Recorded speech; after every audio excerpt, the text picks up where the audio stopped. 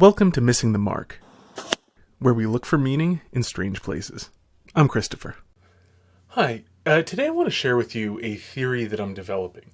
The working title is called The Theory of Unbelievable Ignorance. And its primary use is to make it easier to deal with people online who seem to be either extremely stupid or extremely dishonest. Now, the basic overview of the theory is, roughly speaking, that there are a fair number of people, and by fair number I mean a lot of people, who were basically not actually educated in school, but they were trained to appear educated. This creates a massive mismatch between how well educated they seem and how well educated they actually are, and consequently, how the things that they say should be interpreted. Now, I want to give a brief example to illustrate the sort of thing I'm talking about. There's a guy who was asking me about, this is on Twitter, about evidence, and how does evidence confer a warrant for a belief. And he presented the idea that evidence confers a warrant for belief by being a prediction of a theory. That is, if a theory predicts this thing, and the thing is what is predicted, then that is evidence for the theory. Now, this is dumb in a variety of ways as a general theory of knowledge. Brief caveat, it is useful in certain specific cases because it looks kind of like the scientific method, sort of. And to the degree that it does, it has its uses there, although it should be noted this is very weak. Basically, all that this shows, in point of fact, is that this theory is not disconfirmed. If you try to push it any further than that, what you actually are doing is the fallacy of affirming the consequent. Okay, so that little brief aside, I'm not dinging the scientific method as it is used when it is used well. This is a theory of knowledge generally is not even workable. I pointed out, to give him a good example of where, how do you get any evidence for how much you weigh? And he said, well, you step on a scale. And I said, okay, what theory predicts the number that will come out there, that number appearing on the scale is then evidence for your weight? And I also threw in, because I kind of knew where he had to go with this, which is the theory, I weigh 193 pounds, or, whatever the guy weighed, I just, pick that number as an example, is a pretty stupid theory. It does predict the scale will show you 193 pounds. Anyway, he was saying, my theory is that if I weigh 193 pounds, then the scale will show me 193 pounds. He didn't get that is a theory of the correlation between his weight and what the scale will show. And therefore, the way to test that is that you have to then have some other way of knowing his weight. You put him on the scale, you see what the scale says, and then you check it against his weight that you know by some other means, and then that is how you test the theory he actually said. Basically, he had produced a theory of the scale's accuracy. And an interesting point here is I actually mentioned that, then he went on about how the scale's accuracy is assumed.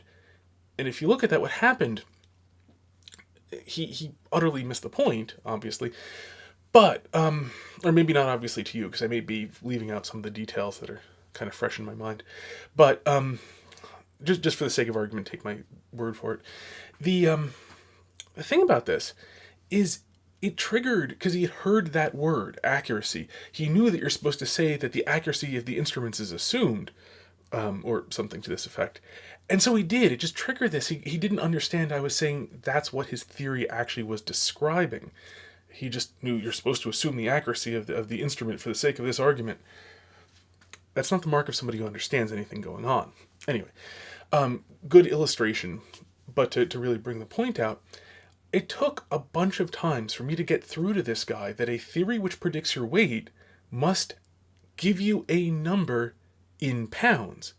Your theory cannot be there is a correlation between two things.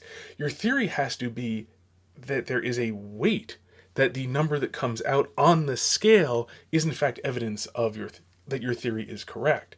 If your theory involves the scale as part of it, the scale cannot in itself prove your theory. Something outside of it has to prove your theory, has to confirm the prediction of your theory, was what I meant there. And it took over and over again. It took literally 4 attempts to get this guy to realize that weight is given in pounds, so that predicting his weight has to be some number in pounds. or equivalent units. It took 4 tries to get through to this guy. Now, this is a guy who was able to use words like, confer warrant, confer warrant on a belief. And actually, I'd asked him, okay, let's try something even simpler. How about how tall you are? And he said that his answer to the scale one applies mutatis mutandens. I believe that's the phrase. I don't normally use it. It means basically, just changing the things that need to be changed. That the answer for one thing just applies to the same because all the relationships are the same. Fairly fancy. That's the sort of thing normally an educated person would say. And there are a bunch of things that normally an educated person would say, but this guy literally did not understand the fact that answers about, that if you predict an amount of force, a quantity of force, the output of your prediction must be in units of force. Finally, after 4 times, I managed to get through it might have been 5, to this guy, that your prediction of a quantity of force must be in units of force, like pounds. I know much of the world measures in mass within a standard gravitational field, but again, irrelevant. Called kilograms. Just so if anyone's thinking, no, I use kilograms, just so that doesn't mislead anyone. Anyhow, that is not somebody who understood a basic introductory high school physics class. In a basic introductory high school physics class, you learn things like your answer must be in units appropriate to the question. You can't measure, your answer to how much does this weigh can't be a number of inches, because it's simply the wrong units. It's not the right kind of measurement. And this comes up because, of course, it's a very useful practical guide, and maybe not everyone had physics exactly the same way. Everyone will have to have learned this. Something a physics teacher of mine was really big on pointing out, just sanity check yourself when you're working through equations, because at the end of your working through the equations, if your units make no sense to the question, you did something wrong. Whatever your answer is and how, whatever the number is, if your units don't make sense, that can't be the correct answer. Anyway, nonetheless, just the sheer basics that, like, when your theory predicts a quantity, it must be a quantity and therefore have units, is super, super, super basic stuff this guy didn't learn. Presumably he was schooled. There's a ton of schooling that goes on. But if you really look at what goes on in schooling, I can speak to America. A lot of the world does seem to be very similar. What goes on in schooling is, roughly speaking, people are trained in how to appear to know things, how to seem like they know things, with the rough agreement of, I will teach you how to pretend you understand the material on the test if you agree to pretend to understand the material on the test, being the student-teacher contract in a lot of cases, and especially earlier on. And then you get the problem, and it's interesting, if you know some professors, it's kind of fascinating to hear them talk about how awful students are these days, especially, but they've been pretty bad for a while, that they find that students just don't know anything, and, of the basic material. They don't actually know all sorts of things that 30, 40 years ago it was assumed you would know. And consequently, they have to, at the college level, radically change what they are doing. In some cases, it's things like people don't know how to write an essay.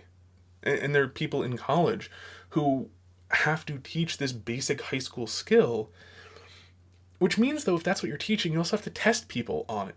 And so your college level class becomes this sort of odd remedial course. But again, even in the college level, you can't fail everybody and maintain your job as a teacher. It doesn't work. You have to give passing grades to most students most of the time, or you don't get to keep your job. This, so that same sort of, selective pressure, a teacher who is too honest and who will just fail all of their students all the time because these people don't know anything will themselves be removed, and a teacher who, for whatever reason, is willing to grade people on the appearance of having learned the material will not be replaced. Evolution in action. Doesn't matter the personal virtue of the teacher, you just get that. So the upshot, when you come through, is we've got tons and tons and tons of people who have been schooled but never educated, who have the outward appearance of knowledge but don't actually have any. Now, it's very easy to blame people for this, but the thing is, they were never told that this was what was happening. This contract of, I'll teach you how to pretend on the test as long as you're willing to pretend on the test. It was never made explicit to people. And particularly smart students can see right through a lot of this nonsense, or will even simply learn the material because it's not, completely not presented. And don't need any of the tricks for pretending. But there are a fair number of students who learn these tricks for pretending to know things. And the thing is, they themselves have been fooled. These were authority figures who have been giving them the grades that say that they know things. And it's not really a student's fault when they get a, decently passing grade, if they get a B or a B plus or an A minus. It's not their fault for believing the teacher that they actually know something if all they actually did was pretend to know it based upon the techniques for pretending to know it they had been taught. It's a really, really, really sad circumstance, but it's not their fault that they don't know things, and it's not their fault that they have learned this terminology and this way of talking that makes it sound like they know things, because that's what their teachers had taught them. And if you want to see a really, really clear example of this sort of thing, it's played up to the point of comedy. But look up P.G. Wodehouse, his Wooster series, the series about Bertie Wooster. You can also find them online. Hugh Laurie and Stephen Fry did Jeeves and Wooster series based on this, which is quite good. And that's another one. And the central theme of all of it, and why this is a good illustration, is because the character of Bertie Wooster was a very rich man who was educated in the British system in the early 1900s at a time when they still went through this sort of classical education but would pass everybody no matter what. And so you have a man, in the case of Bertie Wooster, who can turn out all sorts of really erudite references. References to all, a little bit less, it was 100 years ago, so they're 100 years fresher. But nonetheless, all these erudite references to things he absolutely doesn't understand. And the humor of the thing is he keeps on doing this in ways that are clear. He has no idea what he's saying, even though it sounds really good. Or at least, should. It's references to things that only an educated man should know. But there's that odd system where they would sort of teach men to appear educated. Now, in Bertie Wooster, it's comedy. In real life, it's tragedy. But here's the thing, and this is where it becomes useful for helping people. They didn't do this on purpose. It's not their fault. And what really helps in dealing with them, in not getting frustrated with them, is recognizing when they don't have this basic knowledge, when they simply weren't educated, past a pretty young age and only, learned how to pretend and got trained in pretending to the point where they don't even know they're pretending. So they use terms that indicate they should know things but don't. So first you probe for the actual knowledge, and don't assume just because they're using terms that mean they should know basic things that they actually know these basic things. So you need to, and this is not so much for a few tweets in passing, because no one's got the time to do anything useful there. I mean, even there it can apply. But, the longer the relationship, the better this works. Find out the basics of what they actually know. And if you have the time, if you've actually got months or years of interactions, start teaching them the basics. You'll constantly want to assume that they know the basics, that this is insulting, and so on, as you go through. But in fact, if they don't know the basics, and if you, get past the terms and ask them, figure out some way of asking them in terms that they do understand the content of the basics without using the terminology involved, and if you find that they don't actually know those basics, teach them those basics not using the normal terms. Once they understand the basics, then you can go back and teach them how the normal terms for these things apply, because once they understand it, they'll be able to match them up and recognize them. As long as they don't understand it, using the standard terms will confuse the heck out of them. And then over time, build up their education so they have this base. Like epistemology is one of the worst subjects for talking with people on the internet about. Because if somebody has a background in it, you can have a productive conversation. If they don't, the problem is they almost certainly will never have even met the concept of asking things like, what is knowledge? How do we actually know things? How certain is our knowledge? And so on. They will have all sorts of terms that relate to this. They will know cant phrases that apply to this. They've never met the concept of pausing to consider, how do I actually know this thing? How do I know this is my hand? They'll just call this a stupid question. They've never actually considered this at all. And since they've never considered it, there's no referent to this symbol. There's no referent, within the conversation. And no matter how you define it, if they've never experienced it, they can't know what it means. And so that's the problem. You have to actually sort of take them through, and you have to actually get them to think about these sort of things and steer them as far away from possible as the normal terminology until such time as they understand. Then you can go back, backfill, and it begins to be possible to have a productive conversation about this. And it's one of the other sort of final things is this requires a ton of patience because they will inevitably backslide as well. I mean, they're not going to give up the terminology that they already learned while you're busy filling in knowledge. So you'll be constantly tempted to think that they get it when they don't. So it's long and it's hard, but it saves you a ton of frustration if you genuinely accept that these people don't know what they seems like they really, really, really should know, and realize it's not their fault. And so if you have the time, you're in the position of being able to help them by giving them this knowledge, but you have to be really creative about it by essentially not letting them know that you're giving them this knowledge. As I said, it's a work in progress. It's something I've been observing and trying to figure out. And why are there so many people where it's just so incredibly frustrating that they seem this incredibly stupid, and they can't possibly be this stupid. And it's not that they're stupid; it's that they're ignorant but don't sound it. And that mismatch is where the frustration is coming from. And that does point to the solution. So, I hope this helps, and be interested to hear, people's experiences, how much this explains things you guys have experienced. Happens all over the place in the modern world. So, and until next time, may you hit everything you aim at.